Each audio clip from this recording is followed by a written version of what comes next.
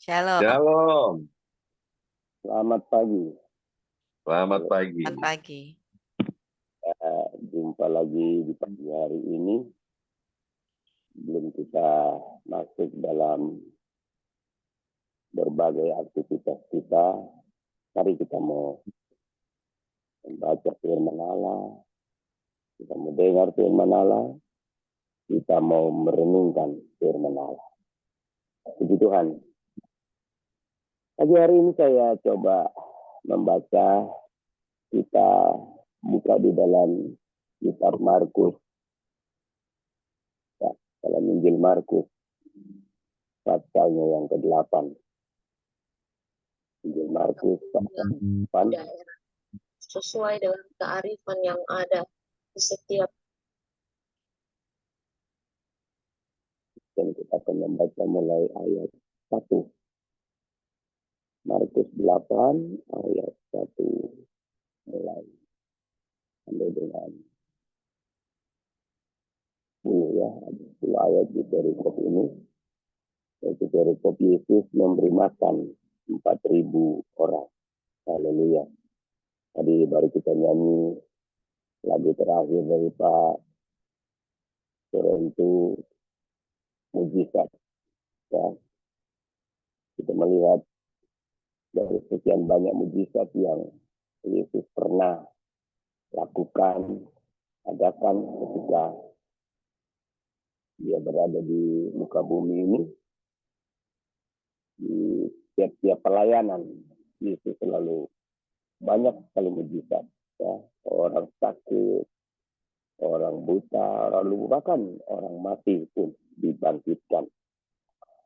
Haleluya. Markus 8 ayat 1 mulai. Pada waktu itu ada pula orang banyak di situ yang besar jumlahnya. Dan karena mereka tidak mempunyai makanan, Yesus memanggil murid-muridnya dan berkata, hatiku bergerak oleh belas kasihan kepada orang banyak ini. Sudah 3 hari mereka mengikuti aku dan mereka tidak mempunyai makanan. Dan jika mereka disuruh pulang ke rumah dengan lapar, mereka akan lupa di jalan. Sebab ada yang datang dari jauh. Murid-muridnya menjawab, bagaimana di tempat yang sunyi orang dapat memberi mereka roti sampai kenyang? Yesus bertanya kepada mereka, berapa roti ada padamu? Jawab mereka 7. Lalu ia menyuruh orang banyak itu duduk di tangan. Sesudah itu ia mengambil 7 roti itu, mengucap syukur, memecah-mecahkannya dan memberikannya kepada murid-muridnya untuk dibagi-bagikan. Dan mereka memberikannya kepada orang banyak. Mereka juga mempunyai beberapa ikan dan sesudah mengucap berkat atasnya, ia menyuruh supaya ikan itu juga dibagi-bagikan. Dan mereka makan sampai kenyang. Kemudian orang mengumpulkan potongan-potongan roti yang sisa sebanyak 7 bakul. Mereka itu ada kira-kira 4.000 orang. Lalu Yesus menyuruh mereka pulang. Ia segera naik ke perahu dengan murid-muridnya dan bertolak ke daerah Dalmanuta. Puji Tuhan. Haleluya. Tentu kisah ini, cerita ini bukan sesuatu yang baru bagi kita.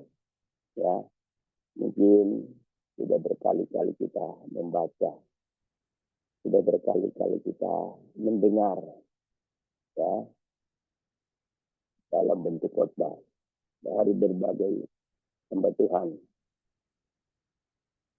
Tapi pada pagi hari ini saya rindu kita melihat kembali, ya, melihat kembali sebagai sesuatu yang bisa memantapkan, bisa meneguhkan betapa kita punya Allah, kita punya Tuhan yang sanggup lakukan apa yang tidak dapat dilakukan oleh manusia, yang sanggup mengadakan apa yang tidak dapat diadakan oleh manusia, yang sanggup berbuat apa yang tidak dapat diperbuat oleh manusia.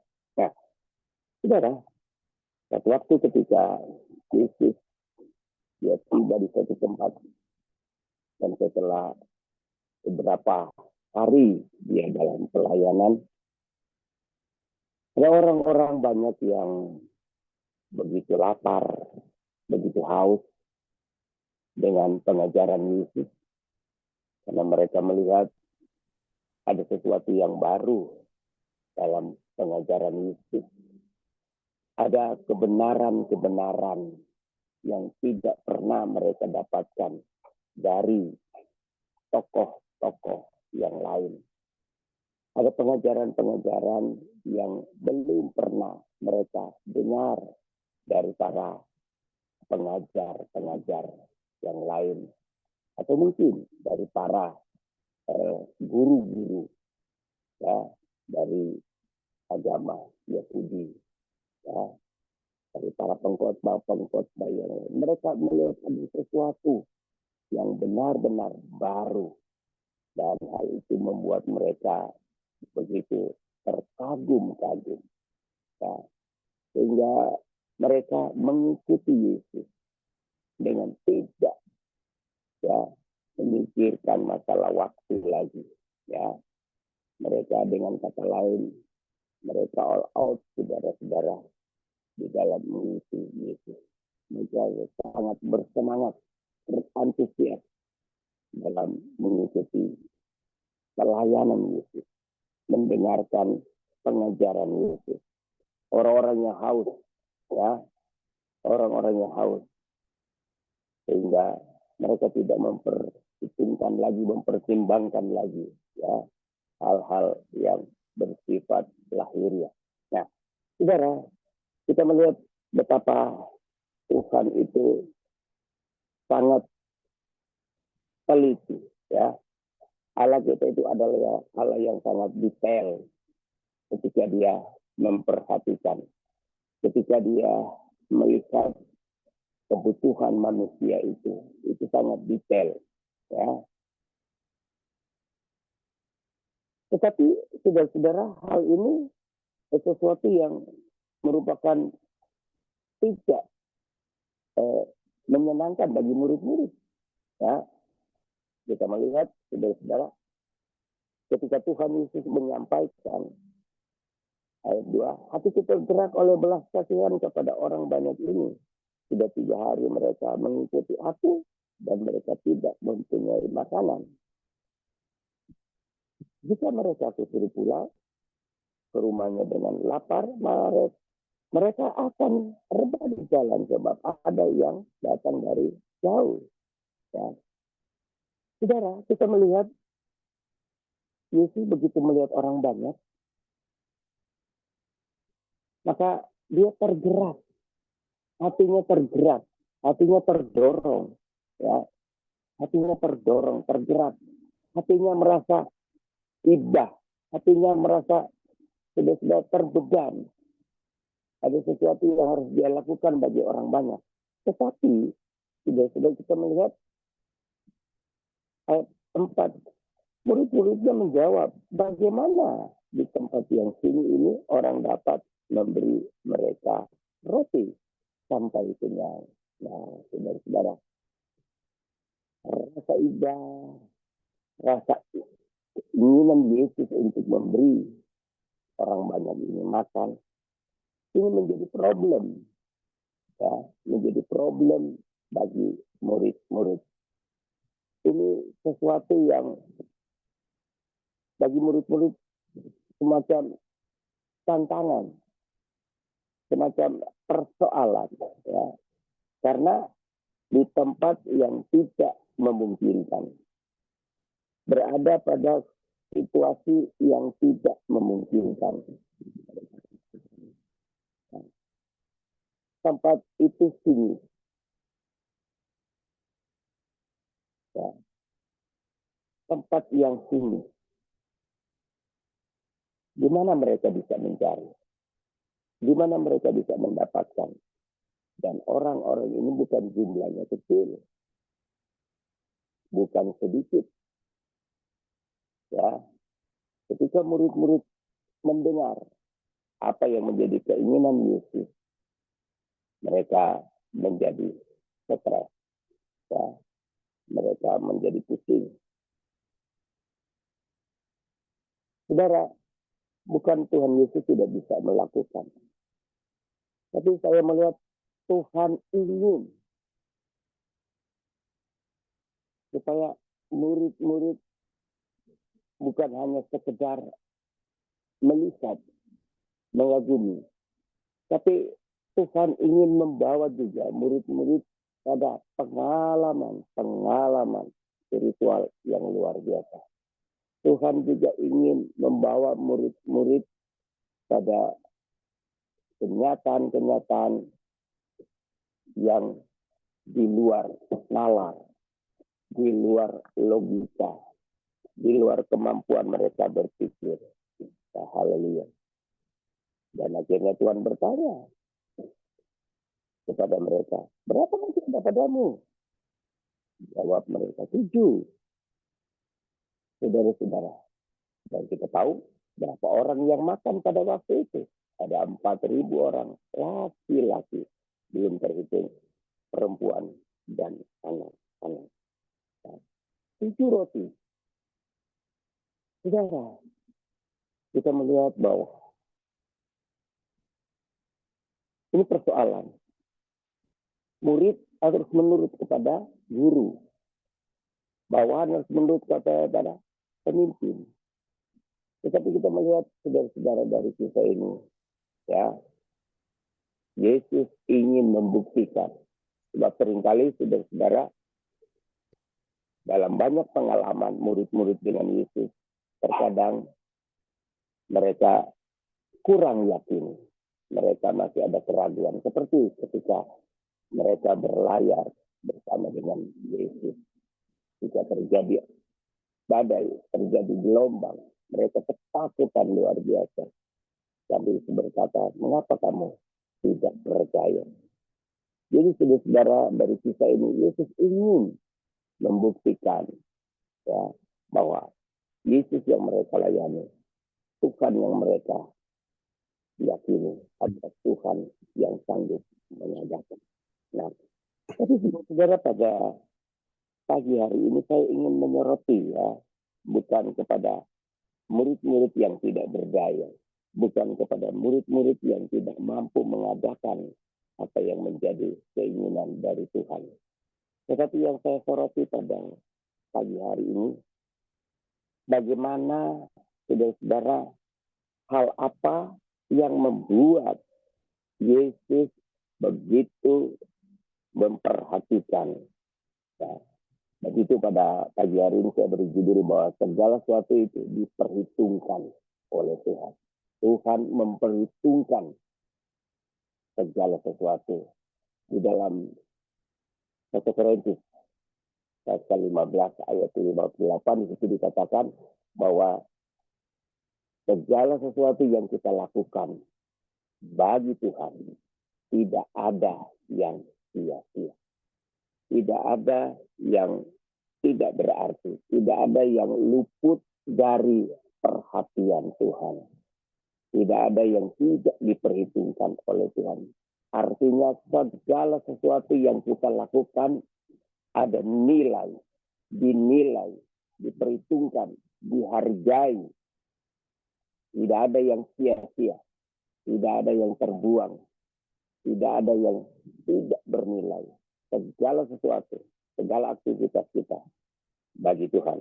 Nah, kita perhatikan ayat 3. Ayat 2 mulai kita baca. Hatiku tergerak oleh belas kasihan kepada orang banyak ini. Sudah 3 hari mereka mengikuti aku dan mereka tidak mempunyai makanan. Haleluya. Saudara, tidak ada waktu yang kita berikan kepada Tuhan yang tidak diperhitungkan. Tidak ada waktu yang kita berikan kepada Tuhan yang tidak dinilai. Jadi ketika kita melayani Tuhan, kita jangan hitung-hitung. Ya. Kita jangan eman-eman. Ya. Terkadang, saudara, ketika kita melayani Tuhan, kita masih memperhitungkan, aduh, sudah cukup lama, sudah terlalu lama. Waktu yang kita berikan untuk Tuhan. Saudara, saya mau katakan di sini, bahwa tidak ada waktu yang kita berikan kepada Tuhan yang tidak bernilai. Tidak ada waktu yang kita berikan untuk Tuhan, baik dalam berdoa, dalam pelayanan, dalam hal apa saja yang tidak dinilai, yang tidak dihargai oleh Tuhan. Tuhan katakan sudah 3 hari mereka mengikuti aku, dan mereka tidak mempunyai makanan. Haleluya. Saudara, kalau kita melihat di dalam firman Allah, di dalam Ibrani, dikatakan bahwa kita punya imam besar, ya, yang tidak seperti imam besar yang dimiliki oleh bangsa Israel. Sebab imam besar kita adalah imam besar yang dapat merasakan apa yang kita rasakan. Imam besar yang dapat, saudara, merasakan penderitaan apa yang kita cerita. Luar biasa. Jadi Tuhan memperhitungkan. Dan saya ingat pada saya memberikan ilustrasi, ya. Ilustrasi saya, saudara-saudara, ilustrasi di dalam Alkitab. Kisah tentang seorang perwira, ya, perwira di Kapernaum. Luar biasa, saudara-saudara, ya. Kalau saudara baca kisah ini, orang perwira yang konon, ya, dia bukan tergolong orang percaya, tetapi seorang perwira yang memiliki hati, seorang perwira yang begitu memiliki satu kepribadian yang sangat luar biasa. Di dalam Lukas pasal 7, kalau kita membaca, ya, Lukas pasal 7, ilustrasi yang saya senang sekali, ya. Ketika kita berbicara apa yang kita berikan, apa yang kita lakukan kepada Tuhan, bahwa itu tidak ada yang sia-sia, ya, tidak ada yang sia-sia. Mungkin ketika kita melakukan itu, kita belum melihat, kita belum tahu buahnya, kita belum tahu akibatnya, kita belum tahu dampaknya, kita belum tahu hasilnya.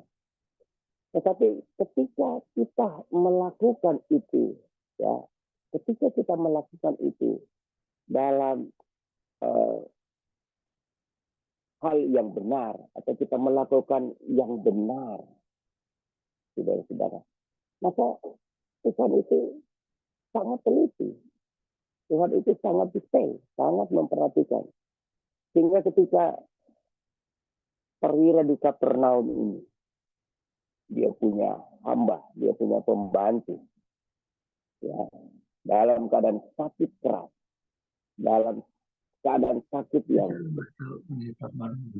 orang baru. maka dia mengingat, dia mendengar ada Yesus yang luar biasa berada, berkunjung di Kapernaum. Maka kemudian dia memanggil para tua-tua dari orang Yahudi untuk pergi meminta tolong kepada Yesus, karena dia punya hamba yang sedang sekarat. Saudara, kita melihat kemudian tua-tua ini pergi datang kepada Yesus. Tua-tua ini datang kepada Yesus. Kemudian kalau kita membaca di dalam ayat-ayat dalam ilustrasi ini, mereka datang, ayat 4 pasal 7, mereka datang kepada Yesus dan dengan sangat mereka meminta pertolongannya Katanya, ia layak engkau tolong. Nah, luar biasa. Ia layak engkau tolong. Saudara, tua-tua ini yang berbicara memohon kepada Yesus. Ia layak engkau tolong. Ia pantas engkau tolong. Kenapa? Apa yang melayakkan perwira di Kapernaum ini untuk ditolong? Apa yang membuat dia pantas? Apa yang, kalau boleh saya katakan, yang menjadi dasar sehingga tua-tua ini meminta dia harus ditolong. Dia harus dibantu. Dia harus ditolong. Dia pantas ditolong. Haleluya. Apa yang melayakkan ya, perwira di Kapernaum ini untuk ditolong? Ternyata, saudara-saudara, perwira di Kapernaum ini sangat luar biasa. Ya, sangat luar biasa. Walaupun mungkin pada saat perwira ini melakukan kebaikan-kebaikan bagi orang-orang Yahudi. Sebab mereka katakan, orang ini orang yang sangat baik. Dia punya kasih, dia baik. Bahkan dia membangunkan tempat ibadah bagi orang Yahudi. Ya. Mungkin ketika perwira ini melakukan semua itu, hanya dalam sebatas dia seorang pemimpin. Dia yang memang harus mengayomi.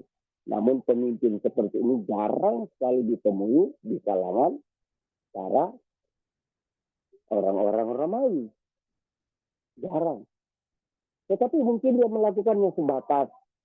Dia merasa tiba, dia merasa kewajiban. Ternyata, saudara-saudara, ketika hambanya sakit dan dia membutuhkan pertolongan Tuhan, ternyata apa yang dia sudah lakukan di masa lampau, entah dia sadar atau tidak sadar, entah dia punya tujuan, punya maksud, agar kemudian nanti dia dihargai dan lain sebagainya, mungkin tidak. Tetapi ternyata, saudara-saudara, ya, Tuhan memperhitungkan, ya, dia orang yang baik, dia orang yang rendah hati, dia bukan orang yang sombong, dia bukan orang yang arogan. Terhadap hamba saja dia sangat menghargai, terhadap hamba saja dia sangat mengasihi, terhadap hamba, budak, yang konon, sudah kalau kita berbicara hamba, berbicara budak, orang-orang yang sangat rendah, orang-orang yang tidak punya hak. Tetapi perwira ini sangat memperhatikan dan sangat mengasihi, bahkan menghargai. Wah, luar biasa. Ini dia punya kasih, dia punya perhatian, dia orang yang loyal. Dia membangunkan, dia membiayai pembangunan tempat ibadah dari orang Yahudi. Dan ketika Yesus melihat hal itu,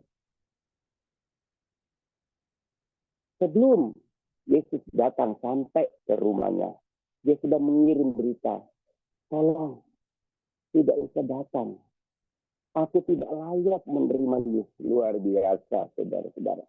Benar-benar tidak ada keangkuhan, tidak ada kesombongan, tidak ada yang dia banggakan dari kedudukannya, dari jabatannya. Dia merasa tidak layak. Atau Yesus datang ke rumah sih. Haleluya. Dia begitu rendah. Tapi saudara-saudara, dia punya iman yang luar biasa. Katakan saja sepatah kata, aku yakin hambaku akan sembuh. Dan saudara-saudara, Yesus terheran-heran sampai Tuhan katakan, belum pernah aku melihat iman sebesar ini, termasuk di kalangan orang Yahudi yang notabene-nya sebagai orang yang menyembah Allah. Luar biasa. Jadi perwira di Kapernaum ini, dia punya standar kualifikasi yang ternyata saudara-saudara sangat berkenan kepada Tuhan. Ya, dia seorang yang rendah hati, dia seorang yang peduli, ya.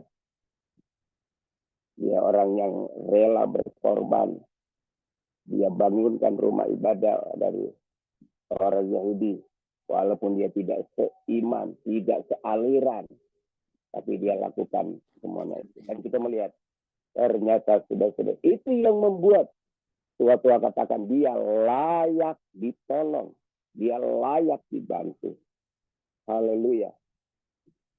Kita berkaca dari seorang perwira ini.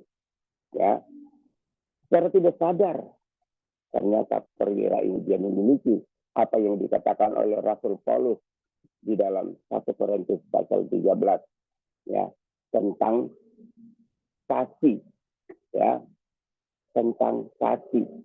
Paulus mendefinisikan kasih itu sabar, kasih itu rendah hati, kasih itu murah, pemaaf, dan lain sebagainya. Dia memiliki standar kualifikasi itu. Dan saudara-saudara, itulah yang membuat maka hamba daripada perwira di Kapernaum ini disembuhkan. Ketika orang-orang yang disuruh pulang, mereka dapati hamba ini sudah sembuh.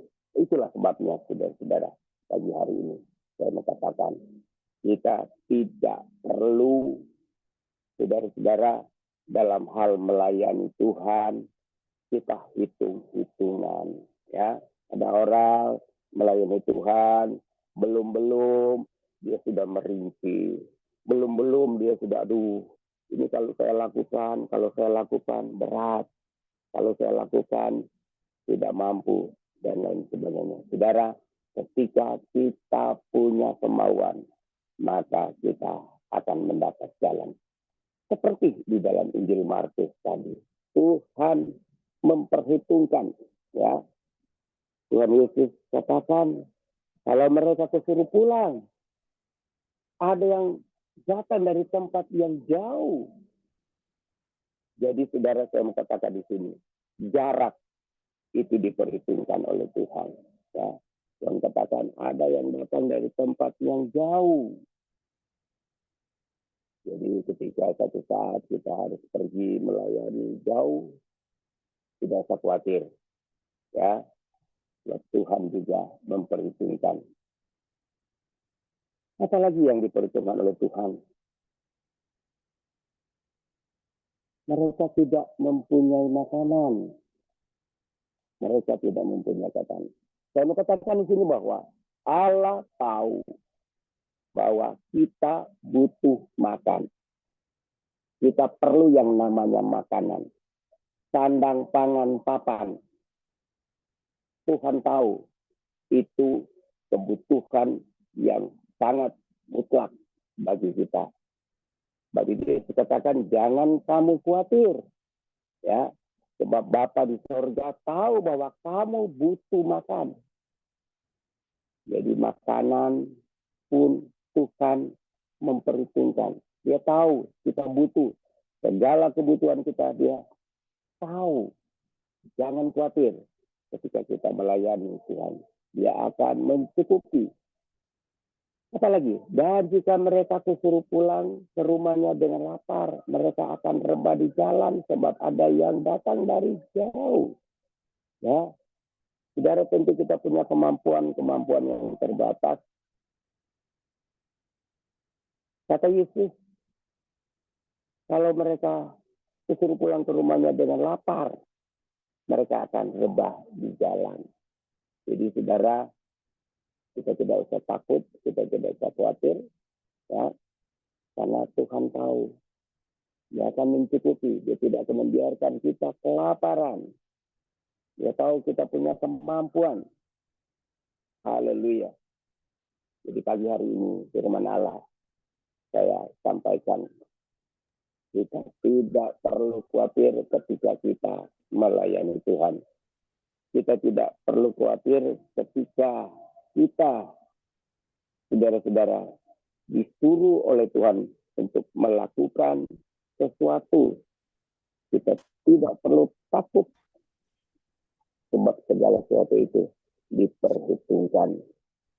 Tuhan tidak pernah tertidur. Tuhan tidak pernah berhutang. Firman Allah katakan, tidak pernah berhutang. Haleluya. Semua diperhitungkan. Allah kita itu adalah Allah yang adil. Allah kita itu adalah Allah yang detail. Allah kita itu adalah Allah yang sangat teliti. Allah kita itu adalah Allah yang maha mengetahui. Luar biasa. Kalau kita punya majikan satu saat terlewat, satu saat mungkin karena manusia, apa yang kita lakukan luput. Ya, terkadang jemaat melakukan sesuatu ketika gembala lupa mengucapkan terima kasih. Aduh, ada rasa kecewa, ada rasa sedih ya. Saudara, kalau gembala kita tidak bisa menghargai kita, mungkin dia tidak sempat mengasihi. Saudara, jangan khawatir. Apa di surga itu terus memperhatikan kita, terus merekam, terus mencatat apa yang lakukan. Haleluya. Hebat tadi 1 Korintus 15 ayat 58. Karena itu saudara-saudaraku yang kekasih, berdirilah teguh, jangan goyah, dan biarlah selalu dalam pekerjaan Tuhan. Sebab kamu tahu bahwa dalam persekutuan dengan Tuhan, jerih payamu tidak sia-sia. Haleluya. Firman Allah yang dapat saya sampaikan pada pagi hari ini. Sehingga Tuhan menolong kita tetap semangat, tetap setia, ketika kita sudah mengambil komitmen, sudah mengambil keputusan untuk melayaninya, untuk iring dia. Jangan takut bahwa segala sesuatu diperhitungkan oleh Tuhan. Dan Yesus memberkati kita semua. Saya kembalikan kepada Bu Lina. Amin. Terima kasih Pak Doni Kumayas yang sudah menyampaikan kebenaran firman Tuhan. Kasih, Pak Semuanya Doni. diperhitungkan oleh Amin, Tuhan. amin. Segala sesuatu diperhitungkan oleh Tuhan. Karena itu kita jangan berhitung-hitungan dengan Tuhan. Kita tidak perlu khawatir, kita tidak perlu takut ketika kita melangkah bersama dengan Tuhan. Kita yakin dan percaya bahwa kita bisa melakukan bersama dengan Tuhan. Tuhan tidak pernah berhitung-hitung dengan kita, tapi kerap kali biasanya kita yang suka berhitung-hitung dengan Tuhan. Ya, pada saat ini diberikan kesempatan kepada Bapak Ibu Saudara memberikan peneguhan ataupun sharing. Dipersilakan.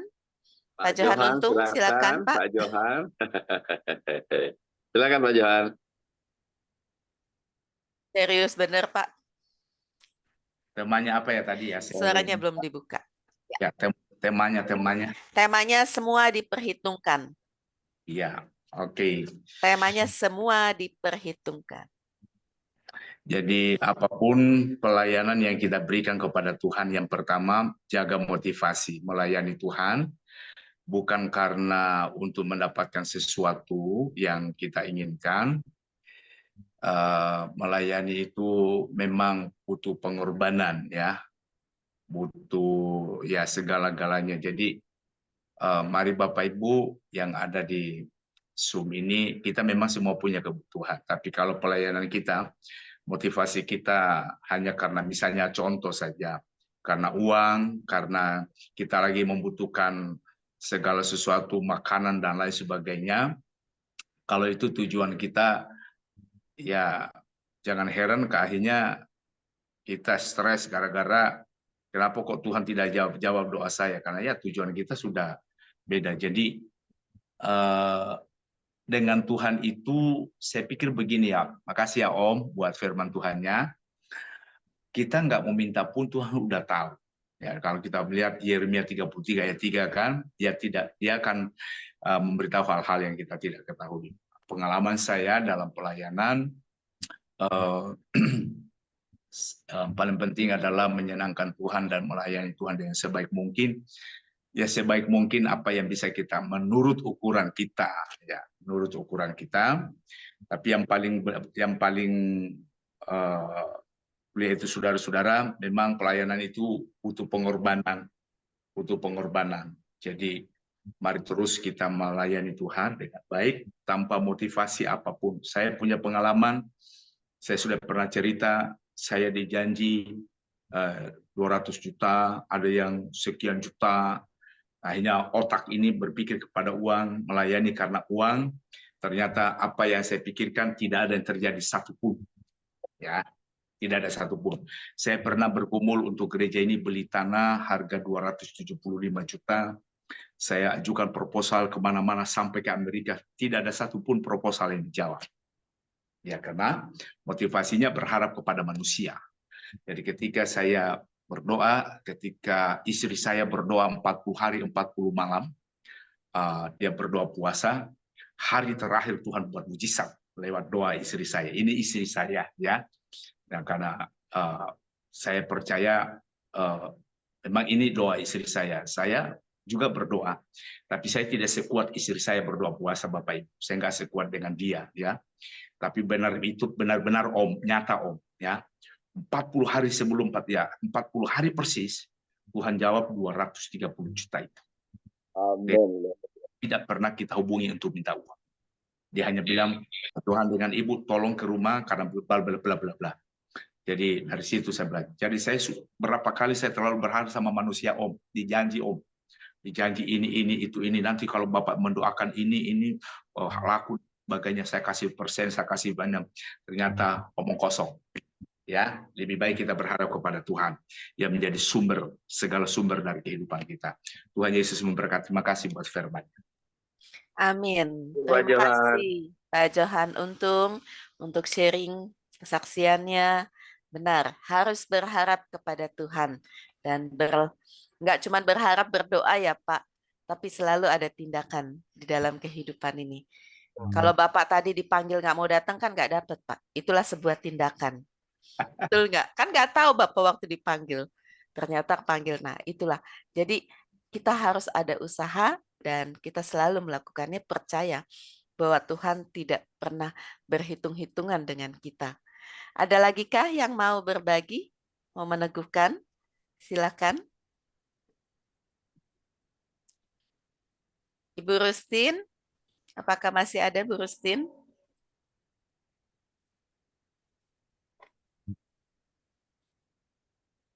Apakah Bu Rustin mau bertanya? Atau sudah jelas? Kayaknya Bu Rustin belum terbiasa nih dengan HP baru nih. Jadi belum mantep. Ya, ada lagi kah yang mau sharing?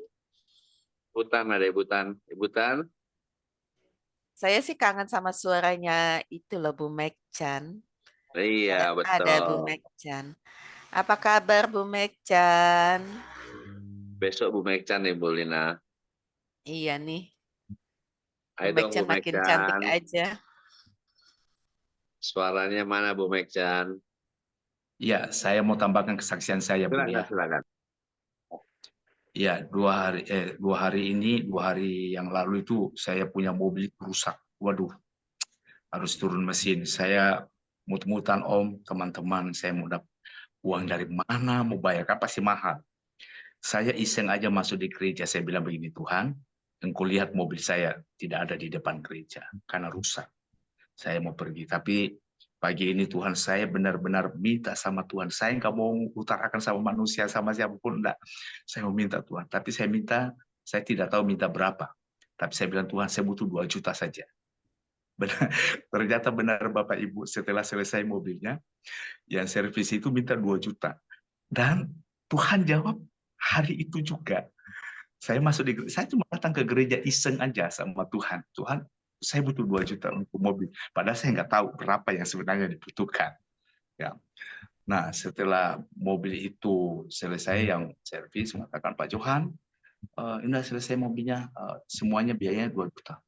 Dalam waktu tidak berbeda, cuma berbeda 1 menit, ada yang telepon, Pak Johan, saya udah transfer uang 2 juta di nomor rekening Bapak. Wow, luar biasa, tepat pada waktunya. Kenapa? Karena ya itu tadi, memang benar-benar berharap dengan Tuhan itu, wah, sangat-sangat menyenangkan, sangat-sangat menyenangkan. Jadi terkadang apa yang nggak kita pikirkan itu, ya itulah yang Tuhan sediakan. Itu puji Tuhan, akhirnya saya bisa bayar uang mobil saya kemarin. Tuhan berkati buat, wah pokoknya saya harus semangat. Dalam hidup ini saya dengan istri punya modal hanya semangat, ya. Semangat dalam doa, semangat melayani. Apapun yang terjadi dalam kehidupan kita, modal kita itu bersemangat dengan Tuhan. Itu yang akan membawa kita kuat dalam Tuhan. Jadi mau tantangan sekeledek apapun, kalau kita semangat, itu pasti. Ya, Tuhan berkati. Amin. Terima kasih. Ya, tadi Bu Mekchan sudah buka tuh tadi. Ada Bu? Ya, silakan Bu Mekchan. Ayo Bu Mekchan. Shalom Boksu, happy birthday. Thank you Bu Mekchan. Kangen suaranya. Besok kita ketemu ya. Hehehe. Menghitung dengan Tuhan. Hari ini. Ada nih Bu Mekchan. Oh, enggak, kirain ada yang ngomong. Ya, saya Bu. Ayo Pak. Bu Mekchan. Luki. Silakan Bu Mekchan dulu ya, Bu Mekchan. Silakan Ayo Bu Mekchan. Ya, saya nambahin aja mungkin kaitan dengan segala sesuatu diperhitungkan Tuhan. Jadi ada dua hal yang kita bisa bedakan. Tuhan melakukan bagian Tuhan dan kita melakukan bagian kita.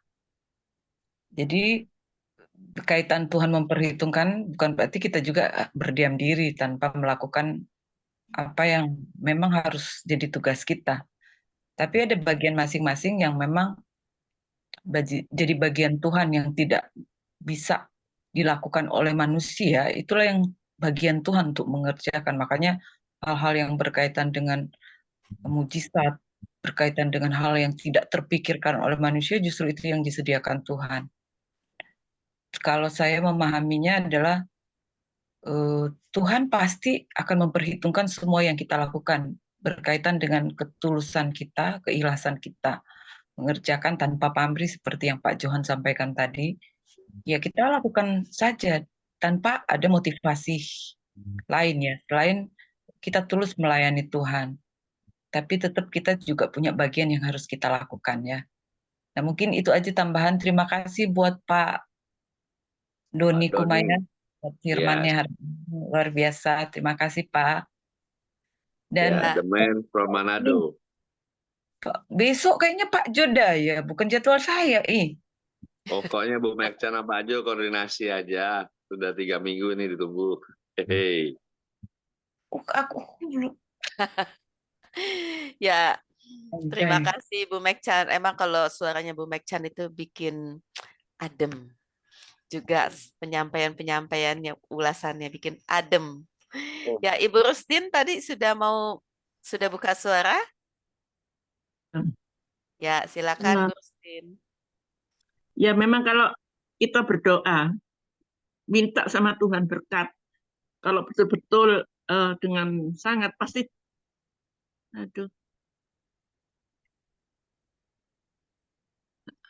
kalau kita minta berkat sama Tuhan, ya pasti kalau dengan sangat-sangat pasti dikabulkan oleh Tuhan. Tapi tidak semua Tuhan menjawab doa-doa yang demikian itu. Kadang Tuhan mengizinkan ujian itu harus terjadi, gitu loh. Seperti Nabi Ayub ya. Kalau seandainya tidak diberi, apakah kita masih tetap setia pada Tuhan? Yang saya pertanyakan itu, Bu. Sudah. Kalau kita minta doa, minta diberkati, kita dapat 100 juta, 200 juta lebih, mungkin 1,5 M. Mungkin kita semakin dekat dengan Tuhan, tapi kalau kita nggak diberkati, apakah kita masih mau menerima Tuhan? Gitu. Kalau saya punya pengalaman begitu. Saya tetap setia dalam kesetiaan kita waktu kita tidak diberkati, maka itu Tuhan mengizinkan. Setelah Tuhan mengizinkan terjadi, kita tetap setia sama Tuhan sampai Tuhan memanggil kita. Tapi akhirnya Tuhan itu mengabulkan doa kita. Gitu. Walaupun doa kita semangat, kalau itu haknya prioritasnya Tuhan. Nggak sembarangan kalau kita minta berkat. Wah, berarti Tuhan itu cuma sumbernya berkat aja, begitu. Ya, saya orang awam Bu, ya memang saya baru belajar. Wah, Saya pikir iya ya, kalau berdoa sama Tuhan tuh minta berkat-berkat dikasih terus. Ternyata juga tidak loh Bu, tidak dikasih. Itu Tuhan izinkan gitu loh. Saya punya pengalaman baru 2 bulan ini. Ternyata saya nggak dikabulkan ya. Ya, tapi saya ya agak-agak kecewa, tapi saya teruskan terus berdoa. Terus doa terus. Akhirnya terkabul. Nah, itulah. Itulah, benar. Saya menurut apa ceritanya Pak Johan tadi. Gimana Pak Johan tadi? Ya, Saya juga tergiur dengan doa-doa gitu yang mendapat berkat gitu. Kalau saya doa gitu bisa puasa sampai berapa hari untuk berdoa mendapatkan gitu loh maksudnya. Ya tolong itu Pak Johan jawab. Ya, ya. Yang pertama itu memang Bu, tadi kayak saya saksikan yang 2 juta itu tadi dengan istri saya. Jadi istri saya itu waktu terakhir dia berdoa, Tuhan kasih tahu begini, akan ada orang yang memberkati pekerjaanku yang ada di tempatmu. Jadi kita nggak tahu siapa yang memberkati, kita nggak tahu sama sekali. Cuma tiba-tiba kita terima telepon dan kita disuruh ke rumahnya, ketemu dengan dia, berdoakan buat dia. Dan ternyata memang Tuhan mengatakan dia begini, waktu saya disuruh Tuhan, waktu saya berdoa, saya disuruh Tuhan untuk memberkati. Tapi semua karena memang segala sesuatu yang Tuhan kerjakan, maksudnya memberkati gereja Tuhan. Dan memang betul-betul itu terjadi, Bu. Jadi waktu istri saya berdoa dengan motivasi yang benar, dengan hanya Tuhan berdoa minta sama Tuhan dengan uang 250 juta itu. Dan itu memang mujizat. Jadi benar-benar minta kepada Tuhan. Nah, kemarin yang seperti kemarin 2 juta itu, saya itu hanya iseng Bu, ya iseng loh, ya lari sebentar ke gereja. Saya bilang Tuhan, saya butuh uang 2 juta. Padahal saya belum tahu kalau uang servis mobil itu 2 juta. Saya nggak tahu, sama sekali nggak tahu. Tapi Tuhan taruh, saya ngomong, Tuhan saya butuh uang itu. Dengan iman, dengan sungguh-sungguh. Jadi pokoknya segala sesuatu yang Tuhan kerjakan. Jadi saya melakukan seperti Ibu bilang tadi, pokoknya saya kerjakan bagian saya dengan Tuhan tanpa motivasi apapun. Melayani Tuhan bukan cari duit, karena saya tahu kalau kita melayani Tuhan dengan baik, pasti Tuhan sediakan semua. Yang penting motivasi kita. Memang ternyata Ibu, doa itu ada memang dijawab cepat, ada yang lambat, atau pokoknya ya tidak tunggu. Itu saja. Jadi saya percaya Ibu Roslin, pasti Tuhan akan menjawab doa Ibu sesuai dengan waktu dan kehendak Tuhan. Pasti, nggak mungkin tidak. Karena Tuhan sudah melakukan bagiannya Tuhan, dan Ibu juga melakukan bagiannya. Pokoknya semangat Bu, jangan pernah kendor dengan Tuhan. Semangat sampai Tuhan menyatakan itu. Kalau memang doanya Ibu tidak terjawab sampai Tuhan panggil Ibu, nanti anak-anak Ibu yang akan menerima jawaban doa. Begitu. Ya, amin. Ya, terima kasih Pak Johan. Terima kasih Bu Rustin. Ya, Bu Rustin, ketika kita meminta kepada Tuhan, Tuhan dengar, pasti Tuhan dengar. Tapi benar ya kata Ibu bahwa Tuhan punya hak prioritas. Waktunya semua Tuhan mau katakan, saya mau jawab seperti ini, saya mau jawab seperti itu adalah hak Tuhan, bukan hak kita yang memaksa Tuhan. Nah, seperti Bu Rustin, waktu Bu Rustin cerita HP-nya rusak gitu, kok minta nggak dikasih, berharap sama adiknya masih di Bangkok. Karena Bu Rustin cerita nih sama saya, berharap adiknya nanti pulang mau ngasih duit, bisa beli HP, karena secara finansial adiknya sangat-sangat mampu. Tapi ternyata Tuhan kasih jalan yang lain, yaitu malah Bu Rustin bekerja gitu. Padahal usia udah lumayan ya, sudah di atas 70. Tapi harus bekerja. Nah, sepertinya kalau kita melihat apa yang terjadi pada Bu Rustin, Tuhan tidak menjawab doa. Salah Bu, justru Tuhan menjawab doa karena Tuhan tahu bahwa Bu Rustin masih punya kekuatan, Bu Rustin bisa berusaha. Itulah cara Tuhan memberikan uang untuk Bu Rustin membeli HP sehingga bisa ada lagi di MGC Morning Prayer ini. Kalau nggak dikasih Bu sama Tuhan, Bu, Ibu nggak ada di sini sekarang. Cuman setiap orang punya jalan yang berbeda. Ya, betul. Nah, itu yang disebut dengan kedaulatan Tuhan. Kita nggak bisa memaksa Tuhan. Tapi memang doa seorang ibu doa seorang ibu itu bukan berarti suami-suami tidak punya doa yang luar biasa. Tapi memang doa seorang ibu itu memang dahsyat banget. Benar, serius. Dahsyat. Dan itu saya secara pribadi saya tidak bisa menganggap enteng doa istri saya. Doanya bos, udahlah segala-galanya deh. Ya saksian satu saya punya mahasiswa praktek. Dia tuh kalau dalam pertama praktek main HP terus disuruh kerjaan nggak mau. Pokoknya main HP terus. Istri saya bilang, namanya dia orang Papua, Yohan, kalau kau tidak mau kerja mau bersihkan apa-apa, nanti tante doakan HP mau rusak. Didoain betul. Satu hari kemudian HP-nya rusak, nggak bisa dipakai lagi. Tapi akhirnya kita yang ganti. Kita ganti HP-nya dia karena memang ya Bu. Saya bilang ibu-ibu, sorry kita ini suami-suami ya, sorry. Tapi ibu-ibu itu doanya memang wow, nggak tahu harus mau ngomong apa. Jadi Bu Rustin, saya mau katakan Bu Rustin, doa air mata ibu, satu tetes air mata ibu, dunia ini mau bayar nggak akan pernah bisa. Karena air mata ibu sangat mahal harganya. Itu sebabnya Tuhan akan bayar dengan harga yang mahal, dengan doa-doa yang terbaik yang Tuhan akan jawab dalam doa kita. Ya, itu dia. Jadi saya saksikan apa yang saya lihat di tengah-tengah kehidupan istri saya. Dan memang istri saya kuat berdoa. Dia lebih kuat dari saya. Jadi saya bisa pelayan kemana-mana itu karena istri saya. Jadi suami-suami jangan anggap penting doa seorang istri ya. Itu. Ya, silakan Pak Benyamin Luki. Memberkati. Terakhir nih Pak Benyamin Luki karena waktu. Shalom. Shalom. Saya nih. Ya. Oh, bukan Pak Benyamin Luki ternyata. Ganti. Ya, lagi bersama Bu Lina, lagi berdua lagi bersama. Silakan.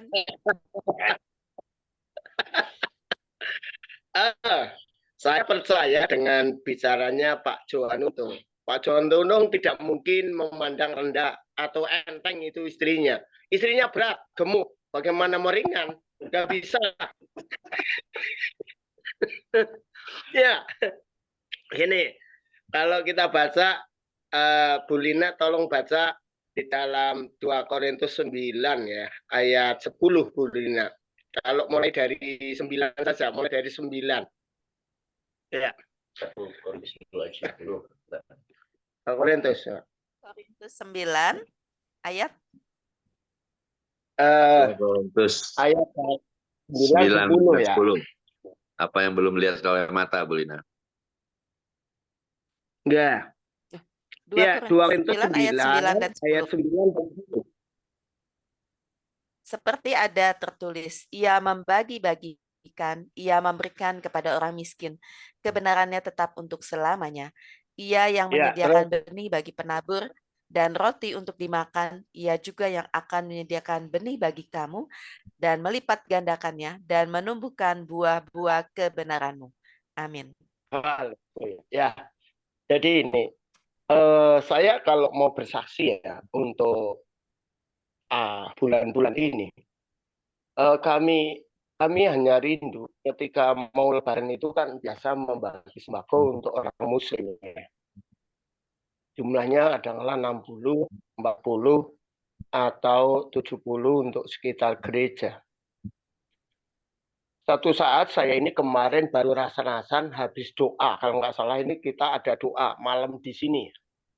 Malam di sini. Semua tim misi kita dari Purwokerto itu kemarin juga doa. Kami itu kumpulkan doa di Purwokerto karena ada sesuatu yang perlu kita sungguh-sungguh. Lalu tim sini juga berdoa. Ya, kemarin. Ya, jadi 2 hari berturut-turut kita mengatakan doa ya untuk perjalanan kita. Saya ngomong, Tuhan, aku mau bagi di Lebaran ini.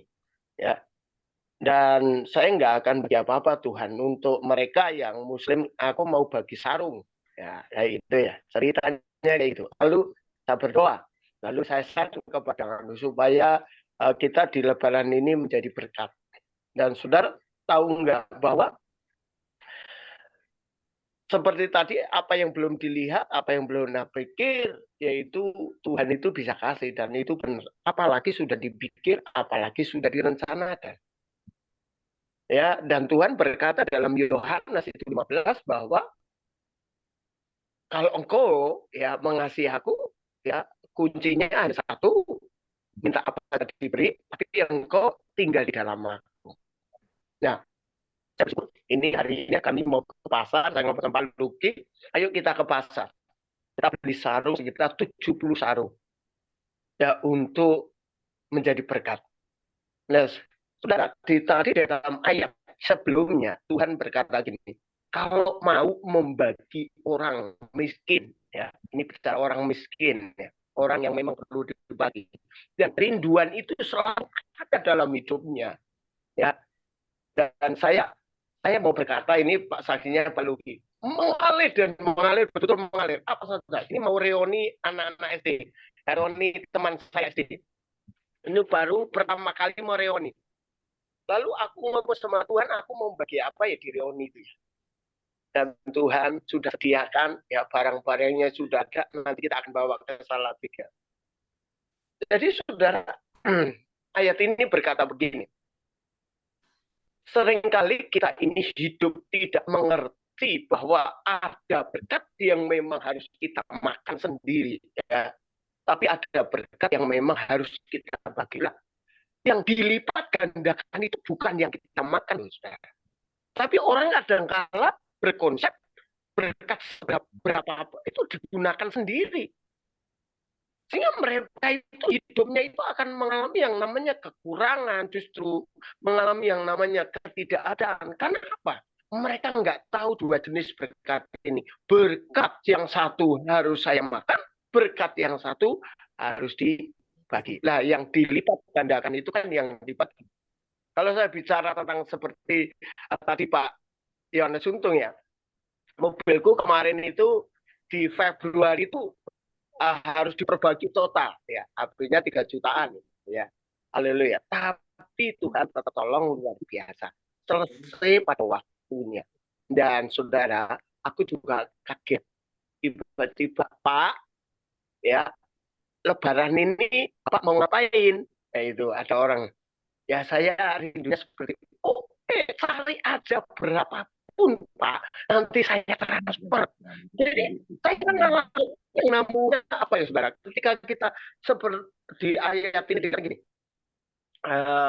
kita ini bisa membedakan berkat yang harus ditabur, berkat yang harus dimakan. Nah, yang dilipat gandakan Tuhan itu kan yang ditabur. Tapi orang kadang-kala hanya kepentingan sendiri yang dipikirkan, hanya orang itu hanya kebutuhan sendiri yang difokuskan, tanpa memfokuskan bagaimana aku ini mau menjadi berkat apa di momen-momen tertentu, di titik-titik tertentu, ya. Saya kasih tahu, saya diberkati luar biasa waktu di Wonogiri kemarin. Ini Pak Luki, jadwal kita padat.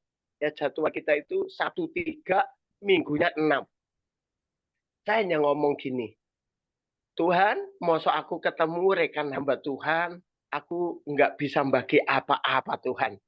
Tolong kasih inilah hambamu ini, supaya aku bisa bagi jasmani dan bagi rohani. Sudah tahu nggak? Tuhan luar biasa. Di titik-titik terakhir, kami diberkati, bisa membagi sembako buat hamba-hamba Tuhan, bisa memberkati yang kita kunjungi. Jadi, saya tegaskan sekali lagi, karena kita berani memberi, kita berani menabur, dilipat gandakan taburan itu. Jadi sekarang pertanyaannya adalah berapa persen antara yang dibagi dan yang ditabur? Itu tergantung seberapa berkatmu akan dicurahkan Tuhan ketika engkau nabur. Nah, ini yang saya akan bagikan kepada saudara. Saya mengalami banyak mujizat dalam dunia pelayanan, di dalam dunia misi. Karena apa? Misi adalah pengorbanan. Misi bukan kenyamanan. Jadi dasar saya seperti itu, sehingga Allah memberkati. Tuhan Yesus memberkati. Amin. Sesuai moto kita ya Pak. Amin. Bahwa pelayanan itu bukanlah pengorbanan, tapi pelayanan itu ada kehormatan bagi kita bisa melayani Tuhan Yesus Raja dari segala raja. Mujizat. Amin. Ya, terima kasih Pak Samadi atas sharingnya pada pagi hari ini, juga Pak Johan, dan terima kasih untuk Pak Doni yang sudah menyampaikan kebenaran firman Tuhan, sehingga dari firman Tuhan yang Bapak sampaikan kita bisa sharing bersama. Closing bahwa statement-nya apa Bu Lina? Tuhan Mungkin. tidak memperhitungkan segala sesuatu yang kita lakukan. Tuhan memperhitungkan segala sesuatu yang kita lakukan. Jadi kita nggak usah mikir kenapa begini, kenapa begitu, karena Tuhan selalu memberikan tepat. Ya, saat ini closing statement dari Pak Doni sebelum kita tutup Silakan karena waktu Pak juga. Doni. Silakan Pak closing Doni. statement. Oke, puji Tuhan. Jadi tadi Pak Untung menyinggung masalah motivasi.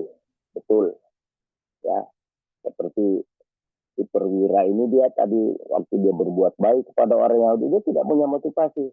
Tapi saudara-saudara, apapun yang kita lakukan bagi Tuhan tidak ada yang sia-sia. Begitu jangan kita pikirkan hasilnya mau jadi apa. Yang penting kita semangat, kita mengasihi Tuhan tanpa syarat. Tuhan tidak pernah berhutang. Itu saja yang dapat saya sampaikan. Tuhan memberkati semua. Amin.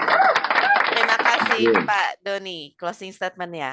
Tuhan tidak pernah berhutang. Kita akan tutup di dalam doa. Bolehkah meminta Pak Samadi yang pimpin dalam doa penutup dan doa Bapa Kami, kemudian